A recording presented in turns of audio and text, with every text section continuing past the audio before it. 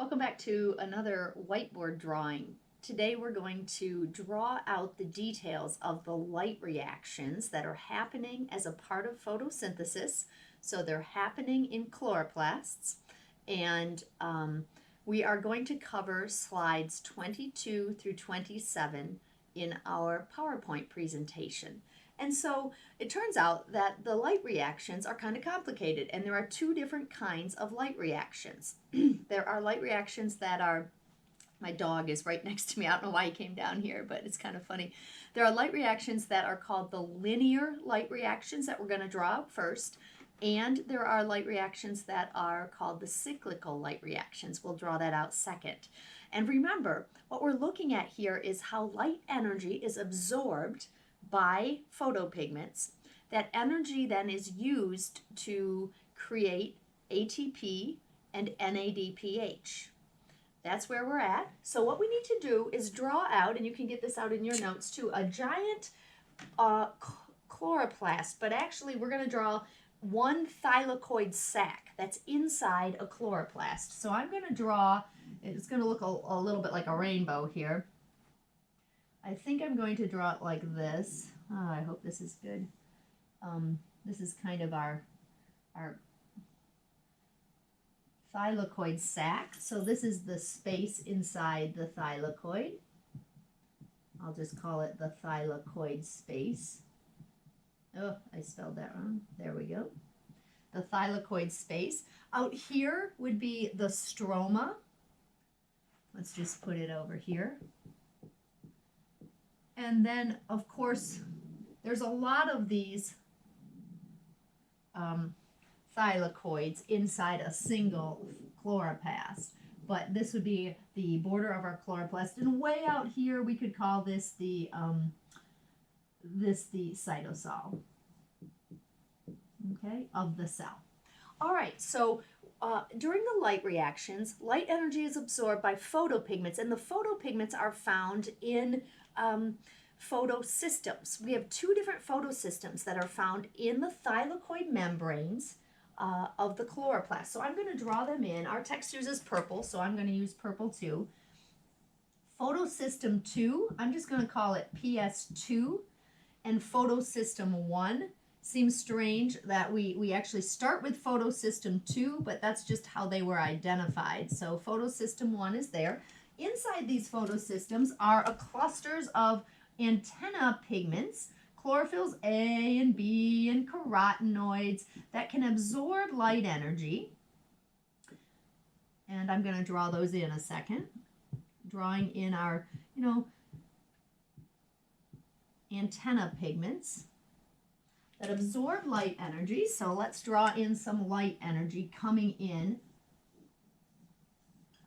And that light energy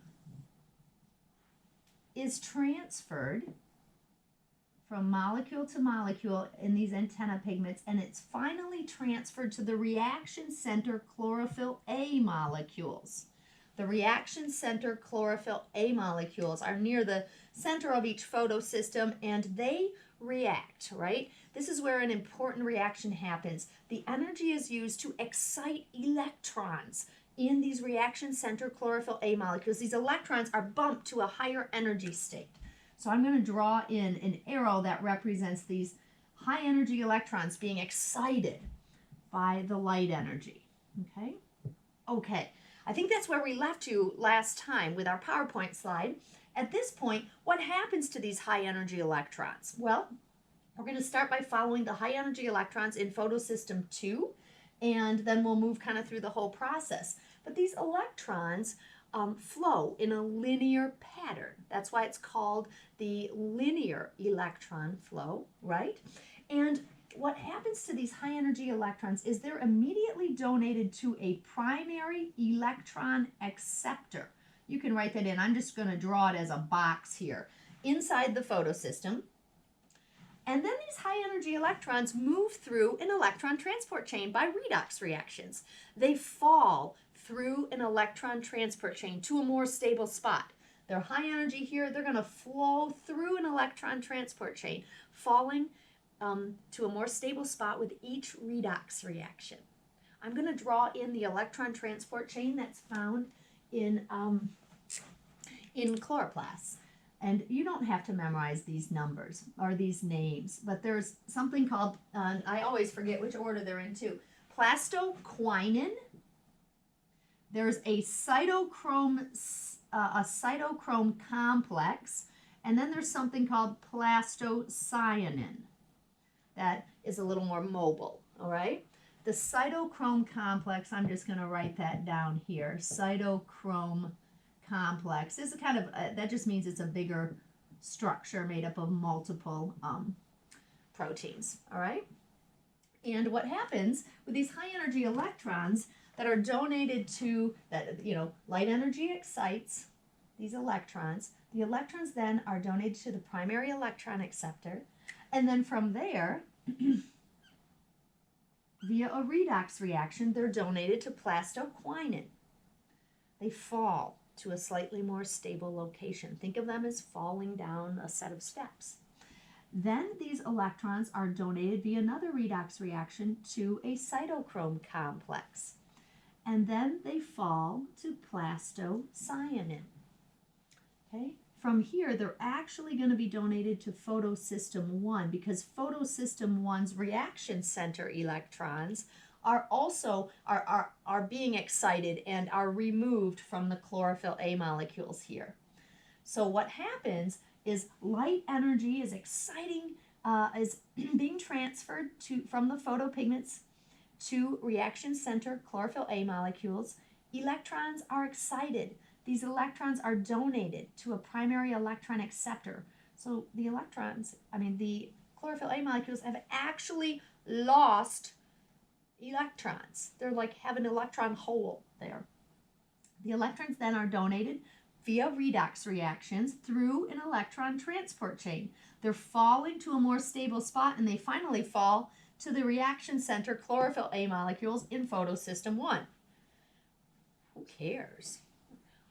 Remember what happened in oxidative phosphorylation. We used high energy electrons from NADH and FADH2 to do what? Those electrons fell through an electron transport chain, and as they fell, energy was released, and that energy could drive or pump protons across the membrane. Guess what? The same thing happens here. As these electrons are falling down this electron transport chain, energy is released. These are exergonic reactions. And the energy that's released is used to pump protons, pump hydrogen ions, that's what protons are, across the membrane. This time kind of going in a backwards order, or it looks backwards to us compared to oxidative phosphorylation, but going from the stroma into the thylakoid space, making the thylakoid space more acidic, a lower pH, right? Creating a gradient across the membrane so that we have a low concentration of protons in the stroma and a higher concentration of protons in the thylakoid space. We've just created a proton gradient, or a proton motive force. I'm going to just remember that a proton motive force is created by the fall of these electrons through the electron transport chain. I'll put an exclamation point there, right? What happened with the proton motive force that we recreated in oxidative phosphorylation? What did we use it for? We used it to make ATP. Guess what? This proton motive force is going to be used to make ATP here too. In the same sort of manner, we're going to use chemiosmosis, the coupling of a proton motive force or a proton gradient with the making of ATP. But we do need to put in an enzyme here. What enzyme? ATP synthase. We need to draw it in because it's here too. I always say that understanding photosynthesis is so much easier after understanding oxidative phosphorylation. So I need to draw in kind of my ATP synthase here, and I'm going to write it in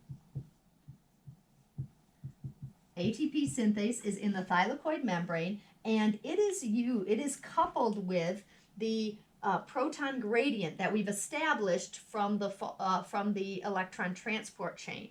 That proton gradient, then, the protons inside the thylakoid space, of course, want to move by diffusion. They want to cross the membrane again, right? And they can diffuse through ATP synthase. ATP synthase this is an example of facilitated diffusion, right? But as they diffuse through ATP synthase, they cause the ATP synthase to rotate, and that triggers a change in the shape of our catalytic center of the ATP synthase, which leads to what, people? The production of ATP. Out here in the stroma, we've just made ATP by using energy from light that flows through, that triggers an electron transport chain, creating a proton gradient that's used to drive the synthesis of ATP. Yes, it's a little bit like oxidative phosphorylation, but the energy comes from light, not from food. So we call this mechanism of making ATP photophosphorylation.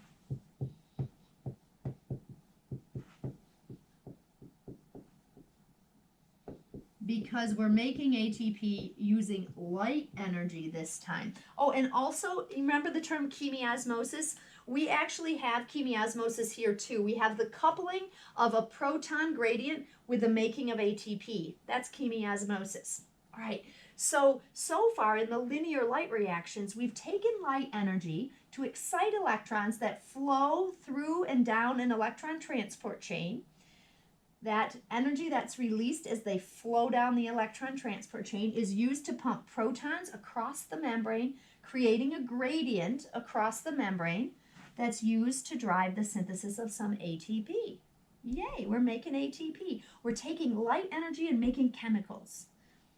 That's what plants can do that we can't. All right, but we're not done yet. We have some problem. We have to finish this yet. What happens to these electrons? Remember that these electrons have flowed through the electron transport chain. They've arrived at photosystem 1's reaction center. And here they get excited by light energy. These excited electrons then are donated to a primary electron acceptor that sits in photosystem 1. And then these electrons are donated to, by a redox reaction, a molecule we'll call ferredoxin, or FD. Okay, that's a redox reaction. So these electrons are going to be flowing from photosystem 1 to ferredoxin. And then the electrons, we're almost there. The electrons, by another redox reaction that requires a big enzyme called NADP plus reductase, and you'll see why it's called this in a second, reductase. These electrons are used to reduce NADP plus and make NADPH, a shuttler of high energy electrons. So what happens here is these two electrons are donated to NADP plus a proton, and we make NADPH. NADP plus is reduced. We make NADPH. That is a little shuttler of electrons. Think of it as a little dump truck with high energy electrons. And we make it out here in the stroma. So we've made NADPH and we've made ATP by photophosphorylation. But we're not quite done yet. We have yet another problem. Our second problem is, whoopsie. Our problem is, I think something happened there. Not sure what, but we lost our light power, and I just wanted it to be a little brighter. Not sure what's going on here. Okay, so we have a problem, and that is if we're following these electrons flowing from photosystem 2 through the electron transport chain to photosystem 1 all the way to NADPH. This is linear flow of electrons. That's why it's called that. However, photosystem 2 loses its electrons. It has a hole, an electron hole. Where does it pick up new electrons? It doesn't get them from light. What donates new electrons to photosystem 2? That's the question, right? What does it? Water. Water in photosynthesis is split or oxidized. It loses electrons. It donates electrons to photosystem 2's reaction center chlorophyll A molecules. So water is oxidized and donates those 2 electrons.